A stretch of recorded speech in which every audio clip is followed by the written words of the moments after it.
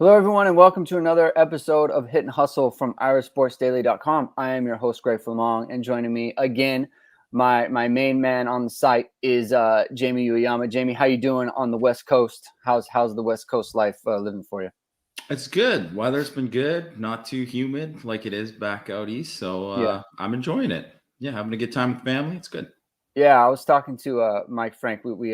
We did a show with him yesterday, and he was saying how hot and terrible it was in Nebraska, and so in Southern California here, it's nice. We don't get the humidity that everyone else gets, so um, it's a lot better out here. And being on the beach, it's a nice breeze. So, but to the business at hand, we so on the show, and I encourage everyone to go listen.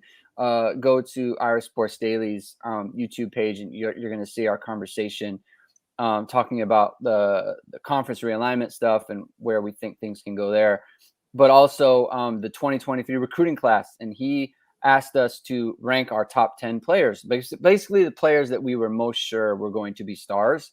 And Jamie pointed out during the show, like if there are 10 stars in this class, this would be like an all timer. But it was guys we were most excited about, and it just so happened that every single one of us picked basically every skill position player, wide receiver, defensive back that was already committed. And I noted, like, I can't believe we did that, right? Like, usually that wouldn't be the case, right? Usually it's offensive line, defensive end, running back, linebacker, that sort of thing. And that got me thinking about when was the last time, and just like omitting the wide receiver portion of this, but when was the last time that Notre Dame had four defensive backs inside the top? I'm going to say 222 because, as of a couple weeks ago, Adon Shuler was somewhere like a 150, and then I think 247 added. I think maybe it was On Three or On another three, I site. think. Yeah. Yeah, they added On Three, which is the one outlet that has him ranked the lowest. And that brought his overall composite down to 222. So I'll say 222. The last time Notre Dame had four defensive backs inside the top 222 in the same class. Do you want to take a guess when that was? Whew. I went back and looked all the way down towards like 2000. So it's in the last like 22 Man, years. it's got to be early 2000s. Got to be. Like Yeah, I mean, was it even a Bob Davy class? Or is it? it Was it was not that a Bob Davy class. really good Tyrone class? It was the really good Tyrone class. So they had zero inside the top 100. So this class has two inside the top 100. So Christian Gray and Peyton Bowen. But just to go back and look at the 2003 class. So it's the 2003 class. So basically 20 years ago. Was Freddie Parrish, safety at 105. Tom Zibikowski, 114. Isaiah Gardner. Remember him? Isaiah Gardner. Yeah, I do Remember remember Isaiah him. Yeah. Gardner? He was 125, and then Ambrose Wooden at 173. So that's the last time, right? And obviously that's a long time ago. And here we are in Marcus Freeman's first class, and they've got four basically inside the top 200. So and then you look at wide receiver where you have Braylon James already committed. You have Rico Flores, who's in the top 200. Jaden Greathouse is going to announce a commitment on July 15th. And as of today, Irish Sports Daily feels good about that, turning out well for Notre Dame. And then you have, again, Ronan Hannafin, who could also, commit sometime soon. And should that happen, I think Irish Sports Daily feels good about him showing up at Notre Dame as well, too. So, and Ronan Hannafin, he just received like a pretty big bump on 247's their in-house rankings, which moved him into, I think, the top 300. And he's come way up, right? Like this has the potential to be not completely like a Kyle Hamilton situation where you go from mid 3-star like all the way up to like 5-star status, at least on some sites. And I don't know if it'll get that high, but he's moving up pretty quickly. So who knows where he could end up? So we could be looking at 8 defensive backs and wide receivers within the top 250 at least, which would be, I mean, that didn't happen. That didn't happen in the 2003 class either. So just tell me, like, what do you think that shows about this class and what this coaching staff can do, what this coaching staff can do to, build up the skill positions that have been kind of lacking in the last few classes. Well, I think it's one of those things. And I mean, you look at the corners group that they brought in last year was a good one for sure. But this is like another step up. And that's kind of what you would expect from that, is to kind of like take a step up from that. And this is obviously the first class where you're taking, like the previous class, they didn't take true safeties, right? So this is kind of like Chris O'Leary's like big kind of debut, and obviously he's been fantastic. You know what I mean? Even if they don't end up with Caleb Downs in the class too, that's he's noted that O'Leary's like his favorite coach to deal with, right? So I think I mean, it shows that I think, Mike Mickens and certainly Chris O'Leary, I mean, both of them are doing what they're supposed to do. They're getting those guys that they need. And I think that's essentially what's been missing in the defensive backfield, is just that kind of baseline of talent. And obviously not all these guys are going to turn out, right? It's just like saying, like, they landed Troy Pride, Dante Vaughn, and Julian Love. And obviously Julian Love was the lowest rank of those guys. But like, I think most people thought Julian Love's going to be a good player for Notre Dame, right? Regardless of where his ranking was. And, Vaughn ended up being the guy who didn't work out. But because of that, you get out of the 3 guys, 2 guys end up being like NFL draft picks, very good starters on a high level defense. And you got to like stack those guys on top of each other. And you need that, right? And I think as much as they need top end talent like a Peyton Bowen, right? You need those guys, but you also just need like the numbers. And I think numbers were huge, right? So they have to be able to hit their threshold of what they're doing, and like to be able to like go in and say, hey, we got that. Because it wouldn't be enough to be like, okay, they landed Christian Gray, but then say, the recovery from Justin Rhett wasn't good enough because they didn't end up getting Micah Bell, or Josiah Wagner didn't, whatever. They didn't get that other like, blue chip type of corner prospect. And the fact that they were able to recover like that, I mean, I can't even remember when Notre Dame has recovered so well in that kind of situation. And it was the same day. Like Justin Rhett, I remember he decommitted, and then it was the same day. I think Matt texted me like, "Look out for this guy, Micah Bell." And when he texted me that, I expected Micah Bell to be like a mid 3-star. Like, oh, we didn't get the top 100 guy. Okay, like he decommitted. Here's like a mid 3-star that we are now going to go after, right? Like I think that was just like force a habit in my mind, right? Like that's how it's going to go. And then I look him up, and it's like he's a top 200 player, and it's like, wow, like that's okay, like that's interesting. And Matt was like really optimistic about it, like straight away. So I think that's a big difference too. Is they are able to rebound with the type of quality that you would think would just be like a top of the board player, And so I think that's a big deal. And one of the topics that Mike Frank wanted to bring up with us that we didn't get to on the show is why do you think Notre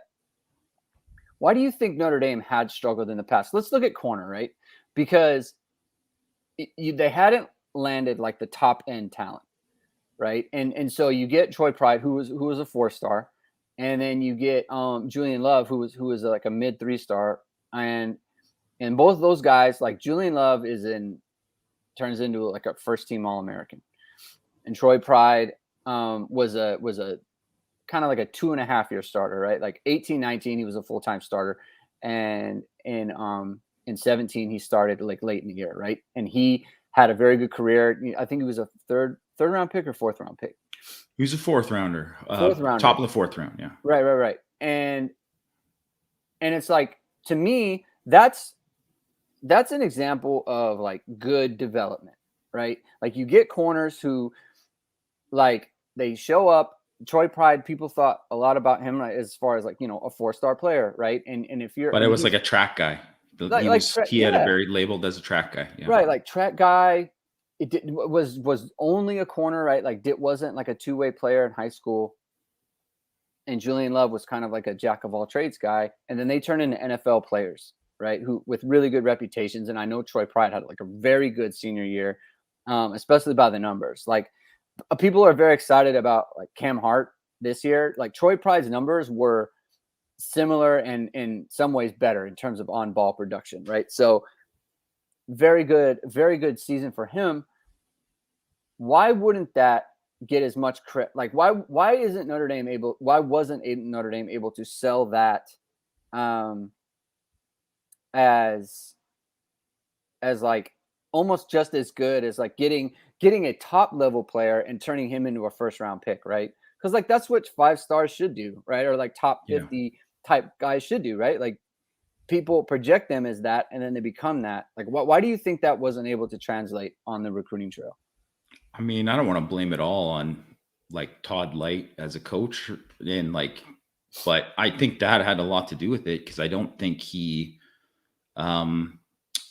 it's funny because, and I've had this discussion with Christian specifically where if you got in a room with Todd Light, and if he's like was like talking at the coach clinic, he's like this engaging guy. Like you could see him being like good on TV, being a guy who could win over a room, like kind of like giving like, motivational speeches to companies and stuff. Like he could easily be that guy. So you would think that this is a guy who could win over a lot of recruits. Right. But I think, and obviously the guy was a phenomenal football player, right? Like, there's just not many other people that can match his playing resume that are coaching in college football, like period. Right. So, but for whatever reason, whether it was, like work ethic or, not being like accountable for it or whatever, or not being that like tuned into that part of the game, he just didn't recruit at that level that they kind of needed him to. And I think that was part of it. And then you throw on top that they had now you have Mickens, who maybe isn't a guy who's like, winning over a ton of people or like his name's not whatever, but he also has Marcus Freeman on top of that, kind of like coming over the top. And before, Mike Elko certainly was a good recruiter and a guy who recruited hard, but he was here really only for a brief time. And then so you basically go from like BBG with a small break to Mike Elko to Clark Lee. And Clark Lee, tremendous defensive coordinator, tremendous evaluator of talent, not the best recruiter, right? I think that's fair to say. So I think that had a lot to do with it. So he's not like getting involved with these recruits and saying like, this is a priority. We need to get these guys. We need to like do this. And then you have the head coach, Brian Kelly's not involved in it. So you have all these. So now it's not just like Mike Mickens there, right? It's also O'Leary getting involved. It's Al Golden getting involved. It's Marcus Freeman getting involved. It's Chad Bowden getting involved. Like all of these guys are there. And that infrastructure wasn't there before. So I think that is the biggest reason why now they have that infrastructure in place. So even if to say like, Mike Mickens ended up leaving, for another job, whatever, I'm not saying that's happening. I'm just hypothetically, right? Or any position coach did. Now they always have that baseline of like Marcus Freeman has a relationship. Chad Bowden has a relationship. The coordinator has a relationship. That is always there.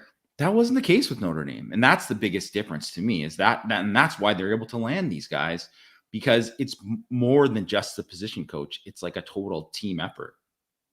Yeah. And that's why, like I said on the show that I did on Tuesday, that it just appears that Marcus Freeman is the high tide that lifts all boats, because like, and we look at, and like, so we look at offensive skill position, right? Like Chancey Stuckey, by all accounts, is a very dynamic recruiter, like high energy, that sort of thing, like puts in a lot of work, and the players love him, right? Like that. So that's standalone true, right? But like you look at Mike Mickens, and like, is it a surprise that his output takes off when Marcus Freeman shows up, right? He was the defensive coordinator last year, and you land Jaden Mickey, and you land Benjamin Morrison, who, you know, Alabama and Washington were after. You land Jaden Bellamy. You land, I mean, for a short time, you're after Devin Moore, right? Who ended up transferring, or not transferring, decommitting, going to Florida, basically right on around signing day. Is that a coincidence, right? Like when you have a leader who is someone who is going to push you, right? Just from his energy, right? Like he just the way that he is as a person, as a coach, and as a recruiter, like he is going to raise your level just because of you know, the way that he is, and then you can tag team off of him, right? You can have your message, and you can be the daily recruiter, but also you know, he is also there putting the work in, right? So that there's multiple voices, and obviously, and that goes without saying, like Chad Bowden as well. So do you think that is, so there's a similar situation? Do you think there's a similar kind of dynamic playing out on offense? I think, well, I think there's been numerous players on both sides of the ball who've mentioned that they weren't considering Notre Dame until Marcus Freeman became the head coach. Yeah. Probably because and I mean, they've actually said too, the previous head coach didn't contact them. They had no relationship with them, right? And that was Brian Kelly's style. And he's not the only one who's like that. You know, there's a lot of head coaches like that, but you know, obviously for certain guys, especially when it's like we're talking about guys where you're going against Ohio State, Alabama, Clemson, et cetera, whatever. You're going against these teams. Well, their head coach is doing the work. And that's why Notre Dame was like 2 for 40 against Ohio State for like so many years when Urban Meyer was there. Well, they're like, well, I talk to Urban Meyer every week, right? And then I met Brian Kelly for 5 minutes on my unofficial visit. Like, that's a big difference, right? And so that's the thing, is that dynamic has changed greatly, and I think it has made a big difference on the offense. And then I think also Tommy Rees, as he's grown into the job, has like become way more involved with like every recruit, even more so now than he did before. And part of that is being pushed by Freeman as well. The one thing I'll say about Mickens too is, and I do think he came into probably the worst situation possible that you could go into. He's a new coach, hired much later than anyone else, in terms of like where most of the guys who were like, if there was like a new corners coach at another school, that guy was hired like a month or two before he was. So he's brought in late, has to go develop relationships. I think within like a couple weeks, maybe even a week or whatever, they essentially the pandemic happens, right? Like he coached one practice in spring, and that was it, right? So they didn't have those regular visits. It couldn't, you know, so he's already starting out late, but then it was like this extra layer that on top of it with the pandemic, right? So I think, you know, once he kind of got his, you know, feet set, then I think that helped too. But I mean, absolutely, the biggest impact is Marcus Freeman, and the totality of the strategy of like developing relationship coming at them in waves. I think that's a big deal. Yeah. So I was asked a question during the show that I did about I guess so it's kind of like, it was like a two-parter. Like, one is, do you think that as far as skill position, let's focus on offense for a second.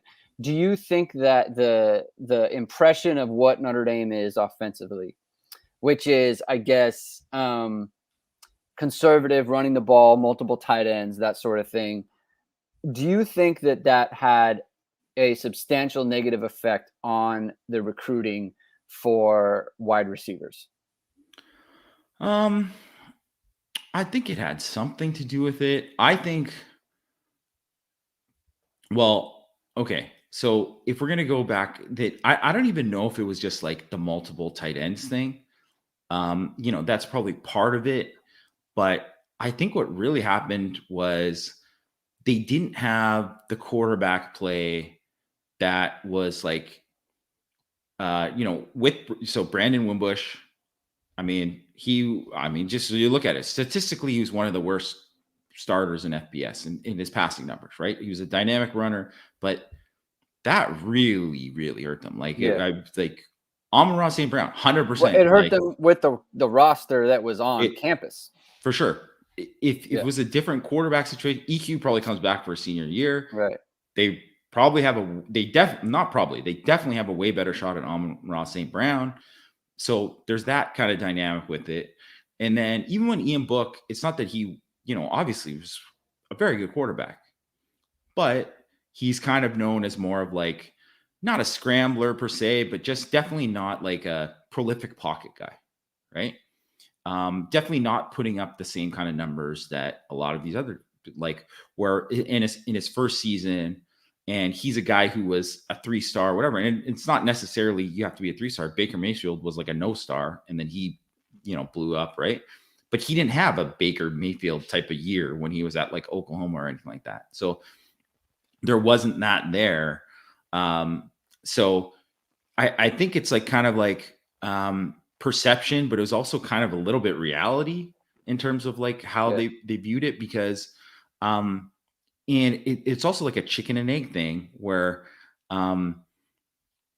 like you almost need the really good quarterback and the really good productive receivers to kind of attract the next great guy. So like Chase Claypool, it would have been, if he could have done that like a year earlier and then had 2 years of that, I think they could have really built on that. And then and kind of like had more with that. But that was just a reality with like Miles Boykin was like late in his career, right? Kevin Austin, the guy who I'm positive Kevin Austin would have played his whole, the 4 years. If he would have played really like 2.5 of those 4 years, he really only played like 1 and a little bit or whatever, right? Like he would have been one of the top receivers in college football, right? He would have been viewed differently. And then they would have said, oh, you can come here. You can be the next Kevin Austin. This is what we kind of do. And Notre Dame just didn't have that to sell. Or like even Braden Lenzy, the fact that Braden Lenzy has this kind of like breakout 2019 year, and it wasn't necessarily as a receiver, but definitely making big explosive plays. Right. Yeah. But then he's hurt the whole entire next year, right? It basically like kills his whole next year, kills the momentum of that. And then they haven't had the stars. Like it's really, Claypool had like a star year, but it was kind of like almost like a one and done the way it was. And like, it's been a long time since Will Fuller, right? And it's been a long time since Michael Floyd and Golden Tate, right? And they just haven't had that. And I think that's probably what has hurt them the most. There was like so much so unlucky too with the wide receivers. So like Stefferson, if he had he kept his head on straight, right? He was going to be a star. He was going to be his absolute superstar. And if like, so, there's Stefferson, there's EQ who leaves early. Jalen Guyton's an NFL guy, and obviously he got into trouble and he bolted too, right? Yes, like another one who was like a really good player. And I think people knew it at the time, right? Like that wasn't hindsight or anything. Yeah, like he was very good. And like I remember that first fall camp, it was like obvious he was going to be a player. Yeah. So those two guys, like St. Brown, like leaves a year of eligibility on the table. Boykin leaves a year of eligibility on the table. Kaiser leaves early. Like the 2017 offense could have just been completely different with Deshaun Kaiser running things as like a third-year starter, and there's not the drama about EQ's probably going to be a high pick that year, like all of these kind of things, right? And it's one thing to say like a guy's in the NFL, but there's a big difference between a guy who becomes a 6th-round draft pick and a guy who's drafted in the 1st or 2nd round. There just is, right? In terms of how these guys view it, because that's what they won't want to go early. They're not thinking like, yeah, I just want to get to the league and maybe I'm going to get cut. I don't know if I'm going to make my 2nd contract. They're thinking, I want to make big bucks. I want to do this. I want to be a star. I want to and we can say all we want about like, and I know Notre Dame fans point to this too. It's like, well, we had Boykin and Claypool and they went high, but they weren't like the top guys. So it's hard to it's harder to sell that. And if you're, like you said, if you have the Stefferson, if you have the Austin, if you have the guy and all these kind of things and it really was a lot of bad luck, really. I mean, but that's because you didn't, but a lot of that too is because they didn't recruit at a level 2 where it's like, Alabama kicks guys out all the time. Like you just don't notice because they always are just like, it's an assembly line of guys that they just have. Yeah. I mean, you think like the 2018 team, that wide receiver group could have been just eligibility wise, right? It could have been St. Brown, Boykin, Claypool, Stefferson. All of them, and Kevin Austin as well. Yeah. Like all of them playing at the same. I mean, that's that's as good as any school you can come up with, right? With exception of maybe like Alabama in just terms of top end talent. But beyond that, like that is a ton of talent. But it's something gets messed up, right? Where it's Stefferson's in trouble and St. Brown leaves because he's not happy playing with, he doesn't think, Wimbush and all that stuff. Right. And so it's not that they haven't had those opportunities. It's just that, chance, I guess. And look, it happens at every program and that sort of thing.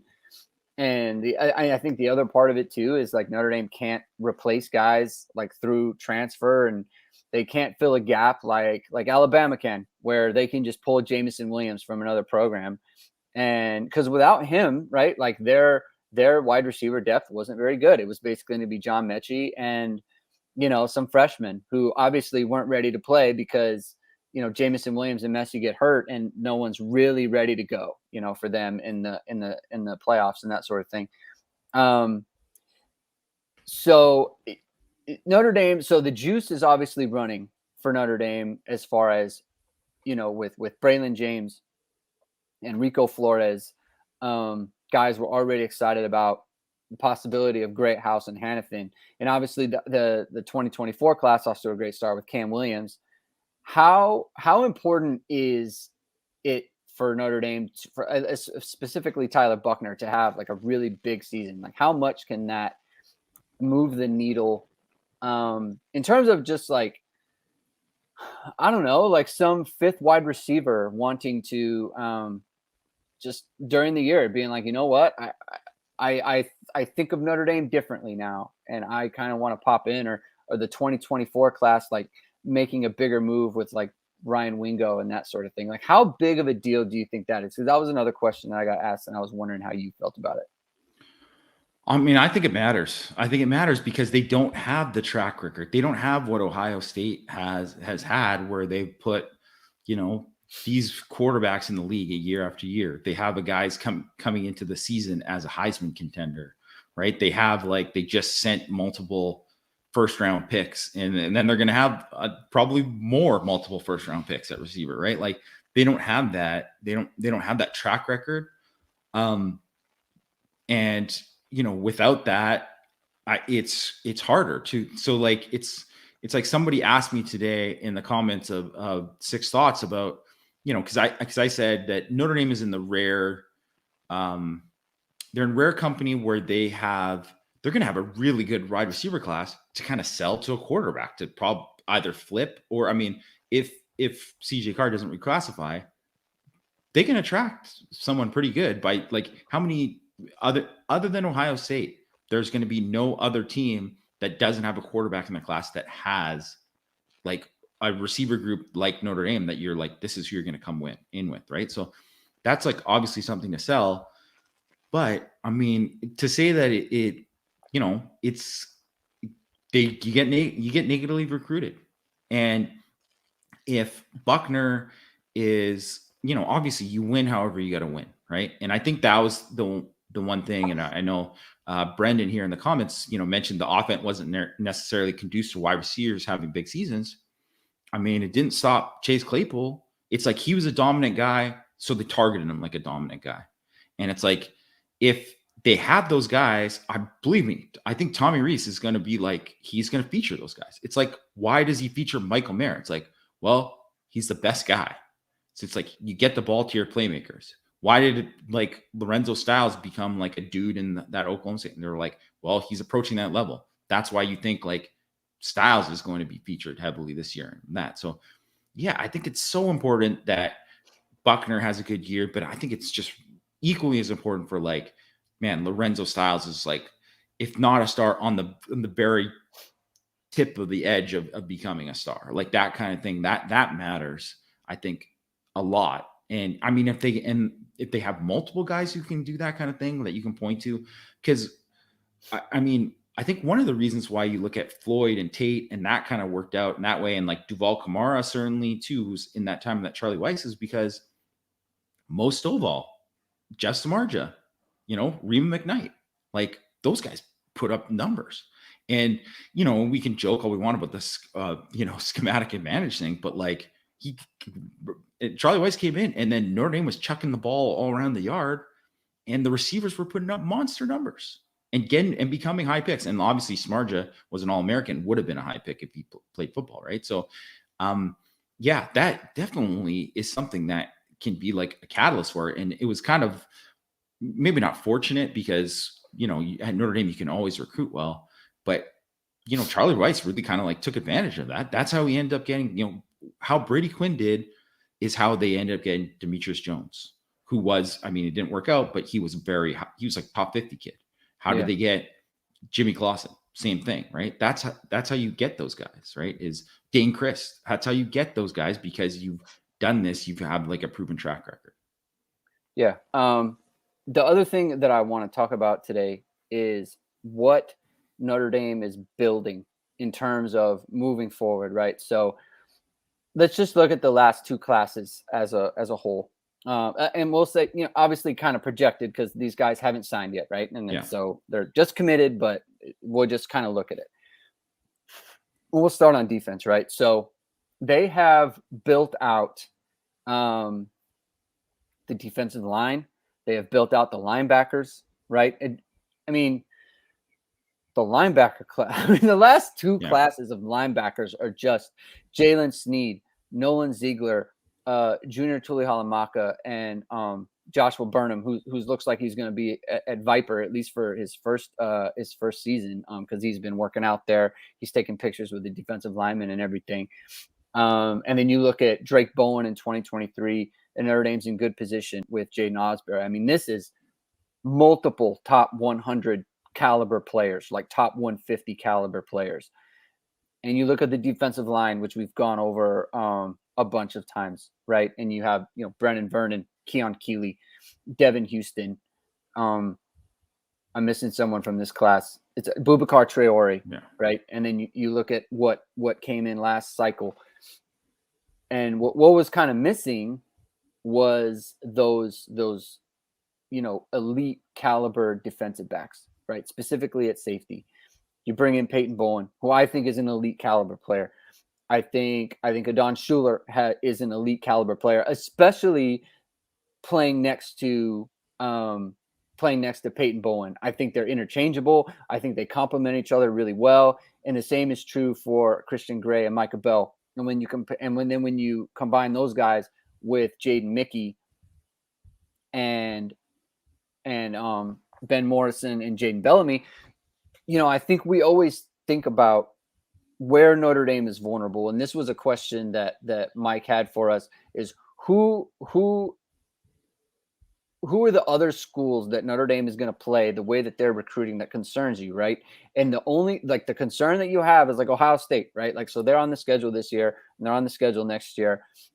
And you look at them and you think they are strong in the areas where Notre Dame is weakest on paper, at the moment. Yeah. But if Notre Dame becomes the type of program where it's like you're loading up on defensive back talent and you already have the linebackers and you already have the front seven, and you already have the defensive line, you're becoming matchup proof at that point. And that's the thing that's exciting to me is like, I think a lot of programs and Notre Dame specifically has been, we're good here. This is the style we play, and we're always going to be vulnerable to, we're always going to be vulnerable to the teams with elite receivers and teams like who can throw the ball, Yeah. like the Ohio States, right? The USC, the teams that have multiple matchup problems. Yeah. Right. And so it seems to me that that's what they are building. Like how I guess how quickly do you think this can turn around for Notre Dame? I think unfortunately they play Ohio State in back-to-back years where I think it's probably like a year away from that in terms of the defensive back. Like unless some of these guys play as freshmen and really dominate kind of thing. Like I think because I think, that if you look at the defensive backs that they have, a lot of the guys, they're probably going to be like starting to really getting close to like their peak when it's more 2024 when you're looking at a lot of the guys there, because a lot of the guys are going to be in their second and third year, and that's when most guys take off. There's very few guys even at the top schools where a defensive back is like going to be a star right away, a guy that you can you put out there and you don't have to worry about them. So that's where I kind of see that kind of like really taking off. I mean, maybe it happens before that because there's still guys like, I think Jaden Mickey obviously could be like a guy who's like big in year 2, and like who knows what's going to happen with like Cam Hart and if he's going to be around and all that, right? And so that's the way I kind of see it with that. But I will say, like, they have Texas A&M on the schedule after, and like everybody knows how like Texas A&M just landed like I think the top recruiting class of all time, or whatever, in terms of like just raw numbers they did. Yeah. But it's where in the past that would have been like, oh my gosh, whatever. I don't think Notre Dame's going to be overwhelmed by it's not going to be an overwhelming talent disparity in that game, despite like how many 5 stars that they brought in and stuff. I just don't think it's going to be like that, the way they're recruiting and stacking on top of them at all these positions. Yeah. And then on offense, so you have Braylon James, size, right? Like he's a bigger player. He's 6'2". He'll probably get into like the 190s, that sort of thing. Same thing with Rico Flores. And like Rico Flores is not just his size and his physical build, but like he's a very physical player, like very aggressive player. Intense. Like he plays with a great intensity.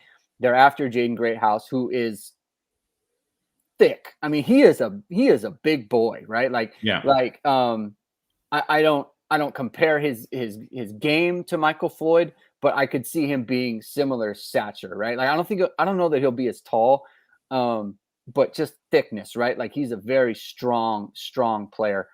And obviously Ronan Hannafin is a physical player as well. And I know that there have been a lot of calls for like a smaller slot type. They were after Micah Tees, right? So it's not like Notre Dame isn't willing to go after a player like that. They're after Rodney Gallagher and that sort of thing. But you look at a smaller, like you look at the size that they're bringing in. You look at Tobias Merriweather, who came into the 2022 class, bigger guy, right? Like he's thin right now, but he's got the size, right? Like a 6'5" player. And we've been talking about big slots all the time.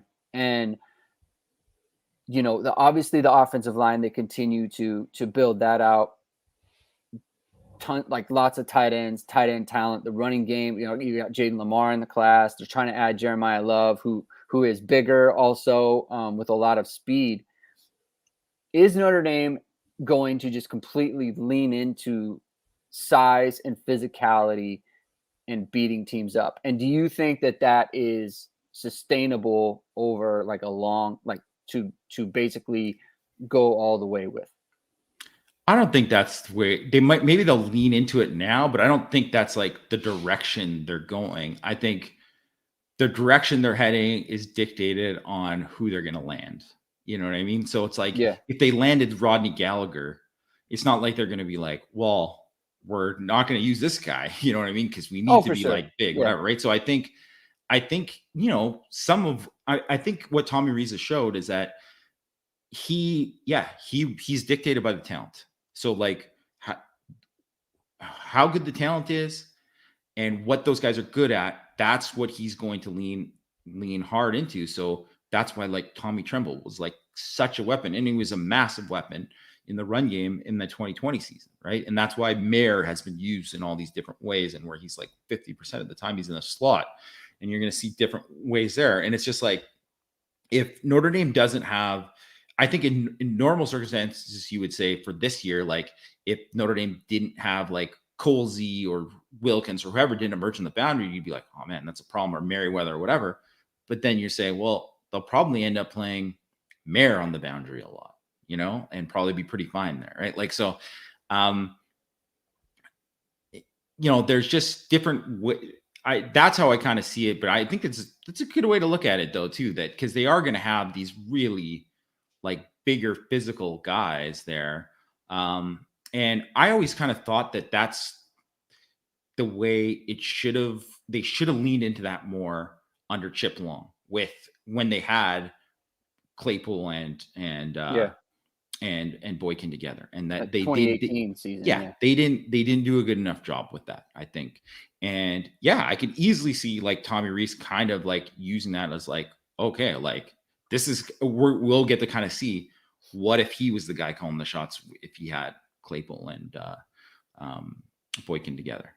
Yeah, I just think it's such like I think the physical aspect is such an underrated part. And I know that you talk about this a lot, and there was a what's the Brandon Staley quote about physicality? Do you remember that?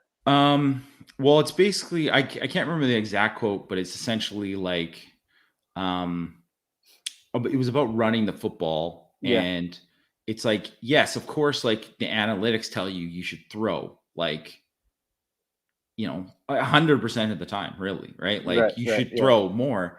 But the reason why the run game is important and being physical and run, because it adds there's a physicality of the game, and that is important. And it's important to kind of like lean into that and like have that be part of your identity, right? Or maybe like you're still going to be like maybe throw on first down a lot and do these things that like the analytics tell you to do, but you can't just completely eliminate the part of the game of like, when it's time for 4-minute offense, because there's going to be times in the game where it's like, you're going to need to run the ball, and you're going to need to stop the run on defense and all this, right? And depending on the matchup, where like the perfect example is this year, the Alabama and Cincinnati game, right? Well, the problem is that I think maybe later in the year, if Notre Dame would have played Cincinnati later in the year, I think they would have actually maybe not beat them, but had definitely had a better shot at beating them, because they ran the ball better at the end of the year. The offensive line, they were doing things in the run game that was better for their offensive line and better for Kyron Williams. And in that game, it was just like a no-go for them to run the ball. And so they had to throw. And then it's like you're going right into the strengths of Cincinnati if you're doing that.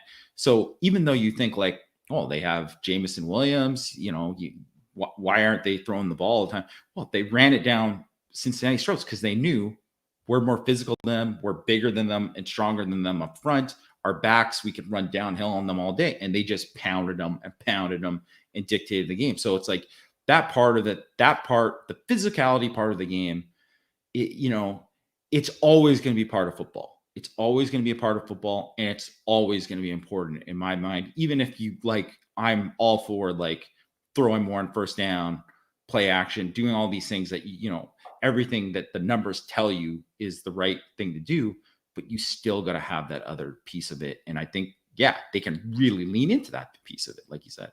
Yeah, and that's the thing, like with the Cincinnati game, I think Cincinnati out physicaled Notre Dame that day, and there was a reason for it, right? Like the offensive line was not sorted and that sort of thing, but the fact of the matter is, if Cincinnati can come in and be more physical than you, then your supposed big advantage is kind of negated at that point, right?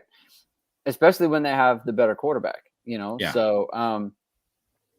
So that's obviously a problem. And I just think I just really love the idea of Notre Dame building through size and physicality like we've been talking about. And I know that, again, you and I have been big on the big slot for a very long time, right? And I think Notre Dame is set up to do that. I think with their tight end recruiting, they're set up to do that. Offensive line, running back, quarterback, like especially with Tyler Buckner, like he's a thick guy, man. Like he's no picnic, right? And I know that Notre Dame fans are concerned about his health, and I think it's important to point out too, like his health problems have not been as the result of physicality. His health problems were a hamstring against Purdue.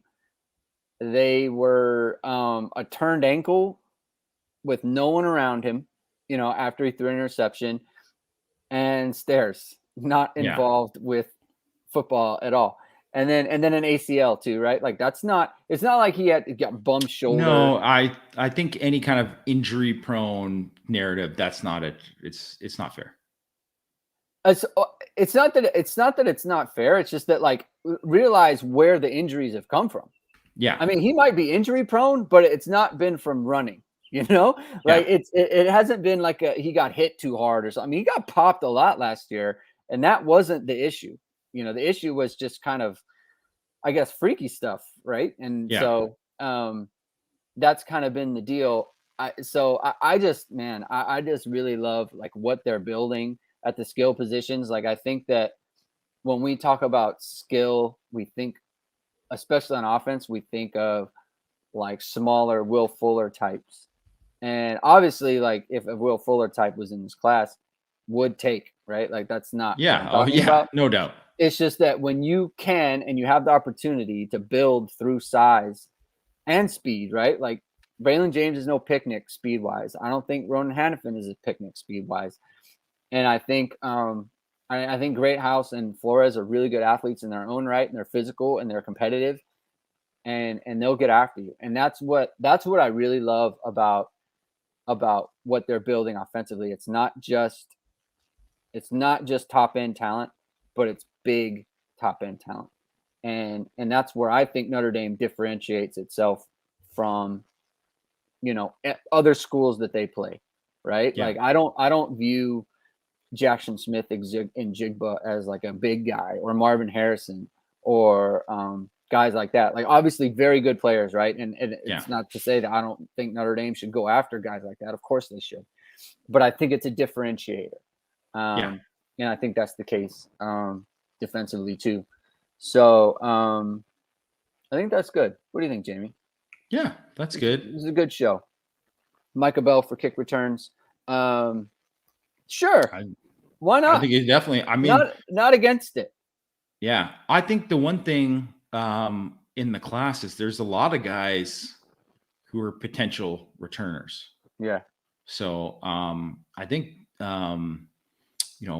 Mason's got to be pretty excited. He's going to get a lot of guys who, have that kind of potential. A lot of guys who can run down, cover kicks too. Yeah, definitely. All right. I should address this from Tony. Cryptic tweet. House burning like Dante's Inferno. So basically, it's part of my Kyle Hamilton bit. It's kind of a running joke. It's like a funny thing, basically.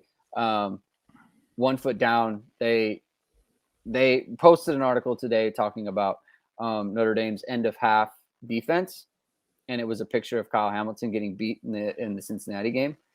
And so to me, that's Kyle Hamilton slander, and we're not going to stand for that, right? Kyle Hamilton's not going to be posted. I don't think we should stand for that. And I don't stand for that. And so the running joke is, if you slander Kyle Hamilton, I'm going to go burn your house, which is obviously not true, right? That is not true. Although don't. Okay, for anyone, I am not actually going to burn anyone's house, and I'm not going to do anything to anybody ever. But legally, he can't say that he's going to burn your house. Yeah, I cannot say that. Yeah. But that is the joke. And then when I say the joke, I mean the joke. We'll answer this from Pops. Another quarterback crystal ball. Does that mean anything? I don't know. I don't know how. They got two guys that are, pretty big time quarterbacks that are there. I would say that the chances of them taking two, I'd say probably small. I mean, then again, they took Tua and Mac Jones in the same class. I mean, both those guys end up being first round picks. So they can kind of point to that and say, like, hey, and then the next guy, Bryce Young, is going to be, obviously a very high pick too. So I don't know. I guess it just depends what they're feeling or whatever. I just know that they were, they were someone who was early in trying to get Arch Manning, and then they didn't end up with them, right? So I would say that, could mean something. It's always good if there's a possibility, and you never know. I think most of the time when teams have had two, blue chip quarterbacks committed to them, one of them usually ends up somewhere else by the end of the class. Yeah. And as far as Notre Dame, like, I think people are asking because it could. Yeah, they're asking Notre because Dame Notre Dame get on the other guy, and I would say that there's not going to be any movement until Notre Dame knows what CJ Carr is going to do definitively, right? And I imagine they probably want to know fairly soon, right? Not from a pressure standpoint, just from a practical standpoint. Like they need to start making plans. And yeah, man, the Dante Moore, that's c'est la vie, man. It's just a incredible turn of events there. But okay, thank you everyone for tuning in today. You know what? I want to give us a shot. We just passed 4,000 subscribers on our YouTube channel, and we appreciate everybody who is in the show who has already subscribed. If you haven't subscribed yet, let's try to get to 5K. All right. It doesn't hurt anything. To subscribe, right? It's just a click, right?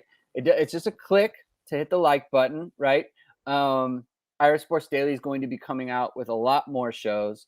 I am personally working on getting a former Notre Dame player on the pod soon.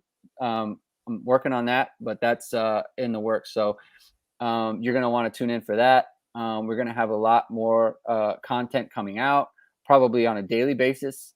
Mike Franks, he recorded a show with Christian this morning. I suggest everyone checks that out. 2024 running backs and quarterbacks. That's a good primer there. We recorded a couple shows yesterday that are on the YouTube page, so you can watch those. You can go back and listen to all the hit and hustles and everything.